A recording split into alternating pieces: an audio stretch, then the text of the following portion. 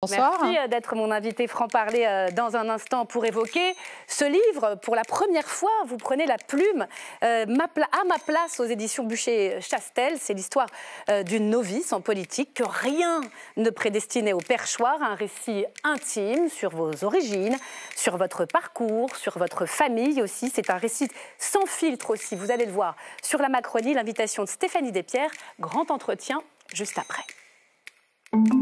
Si on vous invite, Yaël Braun-Pivet, c'est parce que vous racontez, avec une franchise parfois désarmante, votre ascension fulgurante jusqu'au perchoir.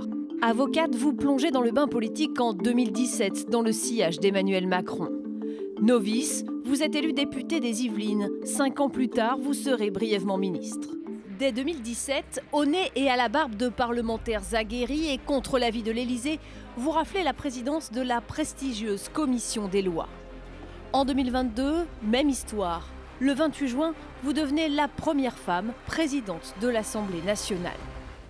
Personne n'est entré dans cet hémicycle sans émotion, sans ressentir l'histoire dont ces murs sont empreints. Un symbole historique et une victoire de haute lutte, là encore contre l'avis de l'Élysée. Moins d'une heure avant votre désignation comme candidate par le groupe macroniste, la Première ministre vous met la pression. Yaël, ce n'est pas possible. Tu te rends compte que tu joues contre nous, contre le président et moi-même? Nous te demandons de démissionner immédiatement du gouvernement. J'attends ta lettre, maintenant. Votre livre raconte vos combats, l'aide à mourir, l'inscription de l'IVG dans la Constitution, la transparence, les droits du Parlement, la proportionnelle. Avec un maître mot, l'indépendance, la vôtre et celle de l'Assemblée nationale. Mais face à cet hémicycle tumultueux, tenir le perchoir n'est pas simple. Vous avez un rappel à l'ordre avec inscription au procès verbal jusqu'à saisine du bureau. C'est inadmissible. Dans votre livre, vous fustigez ces comportements. Les députés LFI revendiquent une nouvelle façon de faire de la politique, qui n'est rien d'autre qu'une façon de défaire nos institutions. Le nombre de fois dans l'hémicycle, je m'aperçois qu'il y a des moments, des perturbations qui viennent de son camp, de son bloc central, et elle ne regarde pas. Et aussitôt qu'elle entend un bruit de notre côté, elle se tourne. Je trouve que c'est vraiment exagéré. Et elle a eu tendance parfois à avoir une vision notamment des sanctions à géométrie variable, avec beaucoup... une vision assez magnanime à l'égard de la gauche et l'extrême gauche. Elle a raison de rappeler les règles, c'est une fonction pas facile en ce moment. Et moi je trouve qu'elle fait bien le boulot. Ouais. Malgré cette atmosphère survoltée, malgré cet hémicycle morcelé, vous dites vous sentir aujourd'hui parfaitement à votre place au perchoir. Et merci d'être là, Yaël Braun-Pivet. Justement, revenons sur ce titre. À ma place. C'est drôle parce qu'il peut être étonnant. Vous n'avez cessé au fond de sortir de votre place pour en conquérir de nouvelles. C'est un peu ce que raconte ce livre. Vous refusez toute forme d'assignation et aujourd'hui, c'est à ma place, c'est à votre place. Ça veut dire quoi? Ça veut dire que peut-être même sans l'avoir imaginé, vous êtes à la place dont vous avez toujours rêvé? Non, ça veut dire surtout que la place qui est la vôtre est celle que vous choisissez. C'est vous qui construisez votre chemin et votre destin. Et votre place, c'est celle-là. Et ce n'est pas celle qu'on imagine pour vous, celle que d'autres imaginent pour vous. Et c'est, je crois, cela le message principal du livre. C'est qu'un destin se construit, un destin, ça se fabrique. En prenant des risques, on va le voir. En prenant des risques, et avec pas mal d'audace. Et de la persévérance. Et c'est aussi pour ça que j'ai mis ça en miroir avec les histoires familiales qui montrent que dans ma famille, les destins se sont construits. On va remonter le fil. Vous racontez vos origines. Votre livre s'ouvre sur une histoire républicaine, celle de votre grand-père, Kalman Braun, orphelin, juif, polonais, qui fuit son pays tout seul à 9 ans. Traverse l'Europe, devient tailleur, arrive en France et s'engage dans la résistance. Pourquoi cette figure-là, pour commencer? Déjà parce que je l'aimais beaucoup et que pour une petite fille, un grand-père, c'est sacré. Et j'ai voulu déjà lui rendre hommage avec ce prologue. Mais c'est aussi pour dire, dans un moment où on est dans un pays qui rejette l'autre, qui peut-être doute sur la capacité à intégrer, à accueillir et à faire grandir au sein de la République, dire eh bien, que cette histoire, elle avait beaucoup de sens. Qu'est-ce qu'elle représente pour vous, cette histoire? C'est une France qui est fidèle à ses valeurs, une France qui accueille cette immigrée immigré qui le protège, cet immigré qui aussi donne tout pour la France, puisqu'il se bat pour elle et il est prêt à perdre la vie pour ce pays qui l'accueille et qui n'est pas encore le sien, puisqu'avant de rentrer dans la résistance, il s'engage dans la Légion étrangère, puisqu'il n'est pas français. Et donc, c'est ça aussi la France, et peut-être c'est ça aussi, surtout, ce l'on attend de notre pays.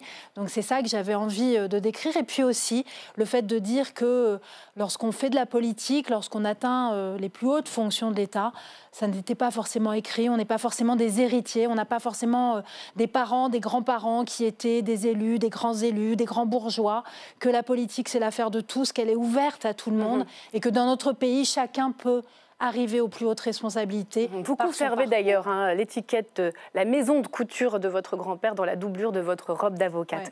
Ouais. Le jour où vous êtes élu au Perchoir en 2022, la première fois, on s'en souvient, votre mère est dans les tribunes de l'hémicycle. Il y a même quelques images avec toute votre famille et l'on découvre sous votre plume dans ce livre qu'elle a été une enfant abandonnée, puis récupérée, battue par son beau-père, salement amochée, plusieurs fois.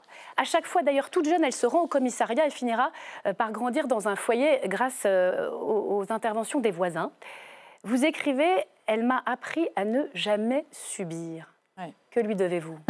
Ça, justement, cette force, cette capacité à tenir, à résister, à ne jamais me plaindre. Ma mère, quand j'étais enfant, je n'avais pas le droit de me plaindre, je n'avais pas le droit d'être malade, je n'avais pas le droit d'être fatiguée. Voilà, elle était toujours, voilà, c'est rien ce que tu vis par rapport à ce que j'ai vécu. Et donc, elle aurait pu vous embarquer dans une forme de dépression, de grande tristesse. Elle l'a jamais été parce qu'en fait, ma mère, et c'est ça qu'elle m'a appris, c'est que quand elle a coupé les ponts pour se débarrasser en fait de tout ce malheur et de toute cette noirceur dans laquelle elle avait grandi. Et elle a voulu, elle m'a montré que justement il fallait être fort et qu'il fallait être capable d'avancer, de ne pas subir et de se construire son propre chemin. Et de ne pas laisser les autres faire, en fait. Alors justement, c'est étonnant parce qu'on parle d'audace, on parle d'une certaine forme aussi de prise de risque sans forcément connaître la suite. Parfois, vos prises de risque, elles sont complètement à rebours de l'ère du temps des femmes de votre génération. Vous quittez le cabinet prestigieux d'avocats dans lequel vous travaillez à l'époque pour suivre votre mari au Japon et à Taïwan. Et vous allez faire 5 enfants en 9 ans. Et vous choisissez vraiment d'être ce qu'on appelle une mère au foyer, et tant pis pour les critiques des copines. Ouais, mais en fait, je ne l'avais jamais imaginé. Lorsque je travaillais à Paris, puis après avec des amis avocates, j'ai eu 1 enfant, 2 enfants, 3 enfants, et je me projetais très bien comme ça. Et puis, à un moment donné, c'était trop. Le moment est venu de partir avec mon époux, et on a eu d'autres enfants, et je me suis accomplie comme jamais en étant mère de famille nombreuse, en pouvant m'occuper de mes enfants, les voyant grandir, et en permettant aussi à mon mari de poursuivre ses rêves de carrière à l'étranger. Et donc, c'était une période, une grande parenthèse, mais qui m'a permis de construire cette famille très solidement. Et pour moi, c'est extrêmement important parce que voilà, c'est l'essentiel, en fait. Et il ne faut jamais perdre dans la vie ce qui est l'essentiel. Et on a parfois tendance à l'oublier, surtout quand on peut mener des carrières qui sont prestigieuses. Et pour autant, aujourd'hui, ça reste mon essentiel. D'ailleurs, vous n'habitez pas à l'hôtel de la Sey et vous expliquez pourquoi. Le goût de l'engagement, on le découvre aussi. Vous revenez d'Asie et vous envoyez un mail au Resto du Cœur pour devenir bénévole. Alors, la coup de bol, il cherche une juriste. Vous finirez même à la tête du centre de Sartrouville. Ouais. C'est des années, c'est vrai qu'on savait dans les portraits de presse que vous étiez passé par les Restos du Cœur, mais là, on vous découvre vraiment tous azimuts. Vous allez partout, vous changez les meubles, vous investissez beaucoup. C'est quel souvenir? Racontez-nous quelques anecdotes de ces années-là. J'ai adoré ces années parce qu'on y sent une énergie incroyable. En fait, c'est des hommes et des femmes qui viennent donner du temps, qui viennent donner leur énergie pour une cause qui les dépasse et qui ne s'attardent pas sur des choses futiles ou superflues parce que l'important est ailleurs. Donc j'ai appris ça, j'ai appris évidemment le fait, mais ça je le savais, c'est dans ma personnalité, j'ai toujours l'œil à tout et il y a rien qui ne mérite pas d'être fait. Donc effectivement, trier des yaourts, s'occuper des meubles, prendre un pinceau pour peindre, aller trier les salades à la ramasse à 7 heures, rien ne me gêne. Moi, à partir du moment où c'est utile, c'est bien. Et encore aujourd'hui, je continue à faire tous les ans les collectes. Je vais tous les ans passer un après-midi à faire le service dans mon centre des Restos du Cœur. Et en fait, les gens me retrouvent comme ils m'ont quitté. Et c'est toujours des très beaux moments. D'ailleurs, vous assumez d'écrire dans ce livre que certaines phrases d'Emmanuel Macron ne passent toujours pas, notamment cette expression du président sur ceux qui ne sont rien. Je vous cite, « Mes grands-parents n'avaient rien, nous ne sommes pas une famille d'héritiers », vous le disiez encore il y a un instant. Ils ont travaillé, ils ont réussi leur vie, même s'ils n'étaient pas riches, ils n'ont jamais été rien. Les bénéficiaires des Restos du Cœur que j'accueille ne sont pas rien, personne n'est rien. À bon entendeur, Monsieur Macron. Mais je crois qu'il a reconnu que son expression était extrêmement malheureuse et qu'elle avait heurté. Mais oui, parce qu'elle m'a heurté comme elle a heurté des millions de Français. Et je pense qu'il s'est vraiment mal exprimé et qu'il en a conscience. Et vous savez, quand on est responsable politique, c'est vrai que par la parole, on peut blesser, on peut faire mal. Et l'important, c'est de le reconnaître. Et je crois qu'il l'avait reconnu. Et c'est bien, il faut reconnaître parfois que on fait une bêtise. Alors justement, les premiers contacts en Macronie sont frais, c'est plein de naïveté. Vous utilisez le mot dans le livre, que vous portez votre candidature aux législatives, vous l'emportez contre Jacques Millard dans les Yvelines. Alors là, on est vraiment sur la figure de l'ancien monde. C'est toujours très enthousiaste que vous arrivez à l'Assemblée et que vous pitchez votre candidature pour la commission des lois. Et là, c'est la douche froide. La Macronie va tout faire pour vous débrancher. J'imagine que il vous parle depuis la publication de ce livre. Est-ce qu'il regrette cette manière qu'ils ont eue d'essayer de vous écarter parce que vous ne faisiez pas partie du sérail ?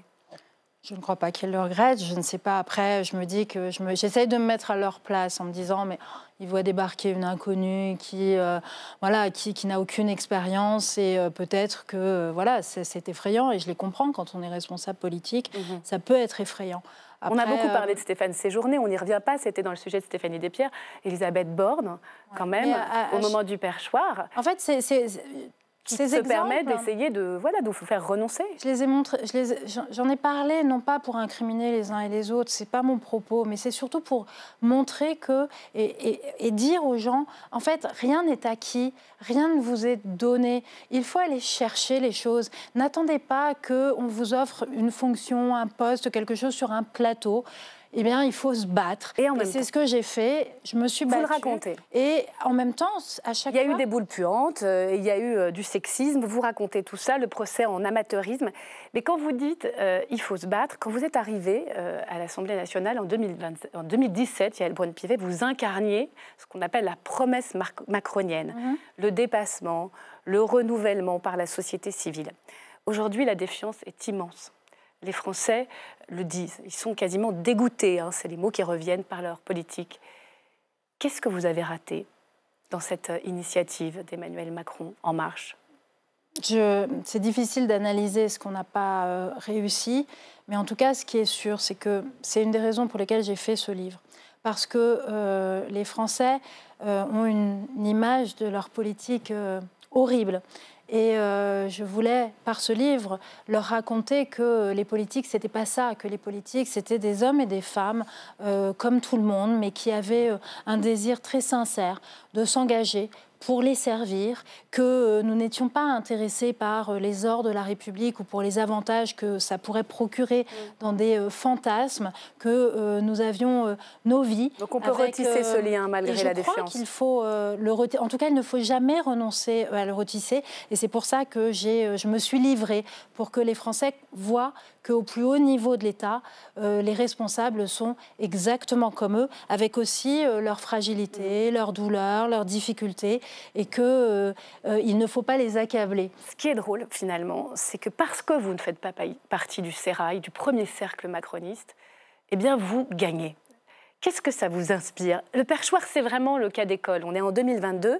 À chaque fois, au fond, vous arrachez une victoire sur, là, en l'occurrence, Roland Lescure, qui était le candidat de l'Élysée, parce que vous n'êtes pas justement la candidate de l'Élysée. Qu'est-ce que ça dit, ça, au fond, de cette famille des marcheurs d'hier et d'aujourd'hui? Que justement, ce n'était pas des godillots, qu'au contraire, ils avaient leur libre pensée, leur capacité à décider eux-mêmes, et qu'il y avait un petit peu trop de verticalité, de verrouillage. En tout cas, c'est ce qui m'a fait plaisir dans le parcours politique que j'ai eu depuis 2017, c'est que toutes les fonctions que j'ai occupées ont été des fonctions où j'ai été élue, sauf lorsque j'ai été nommée ministre des Outre-mer, et j'ai eu l'immense honneur d'être réélue présidente en 2024 alors qu'on n'avait plus du tout de majorité. Justement. Donc ça dit quelque chose et ça donne beaucoup de force et beaucoup de légitimité. Je crois que les collègues, ils ont jugé sur pièce, ils m'ont vu travailler à la commission des lois, ils m'ont vu au perchoir et ils ont vu, je crois, que j'étais animée d'un désir sincère de les servir. Oui, et vous adorez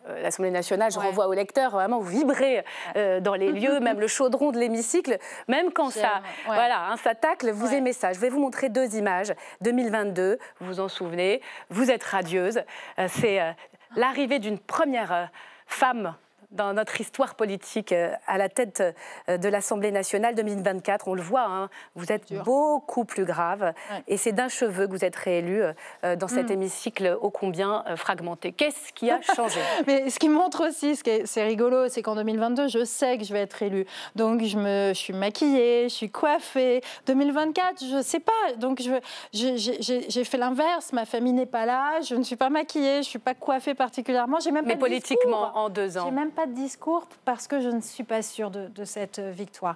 En 2 ans, qu'est-ce qui a changé? On a une Assemblée qui est encore plus fragmentée, qui n'a plus aucune majorité et qui sort d'une campagne électorale dans laquelle il s'est passé beaucoup de choses, car beaucoup angoissé. Après la dissolution sur laquelle vous revenez, vous avez émis des critiques. Mais est-ce qu'en 2024, au fond, les Français ne vous font pas payer le 49.3 sur les retraites et ce débat sur l'immigration combien difficile, arraché au forceps? Vous assumez dans votre livre ces 2 débats-là. Tout à fait. Moi, j'assume tout ce que nous avons fait. Je suis fière de notre bilan.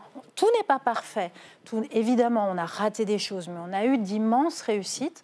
Et donc moi, je suis fière d'être une députée macroniste, d'avoir rejoint Emmanuel Macron en 2017 et peut-être aujourd'hui encore plus qu'hier. Donc pas de regret à cet égard. En revanche, on a raté des choses. Une marcheuse.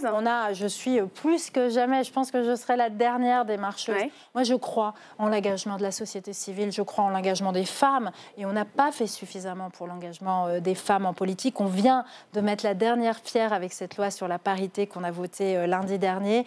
Je crois aussi à l'engagement de la société civile, à une meilleure participation. Il y a des très belles pages d'ailleurs dans le livre sur l'inscription de l'IVG dans la Constitution, où là, justement, au-delà des différences politiques, vous pouvez tomber dans les bras d'une Yaël Panot. Mathilde Panot. Vous voyez, je mélange les 2 noms. Mathilde Panot, la présidente du groupe LFI. Ma dernière question, je vais la poser à la femme de droit, à l'avocate et à la députée. Les attaques de l'état de droit, est-ce qu'elles vous inquiètent après le jugement de Marine Le Pen? Est-ce que le pays pourrait basculer dans une forme de trumpisme? En tout cas, je suis très, très inquiète, très soucieuse et il faut se garder justement de fragiliser nos démocraties, nos institutions. L'état de droit, ce n'est pas quelque chose de théorique, ce n'est pas quelque chose d'éloigné. C'est ce qui protège nos libertés, la liberté d'expression, la liberté d'aller et venir, la liberté de manifestation, l'égalité entre les hommes et les femmes. Et on voit bien qu'aujourd'hui, vous voyez, on est dans un pays qui est fracturé, avec une classe politique qui est éclatée. Eh bien, nos institutions, elles nous protègent. L'état de droit, c'est notre bouclier. Et donc, prenons-en soin.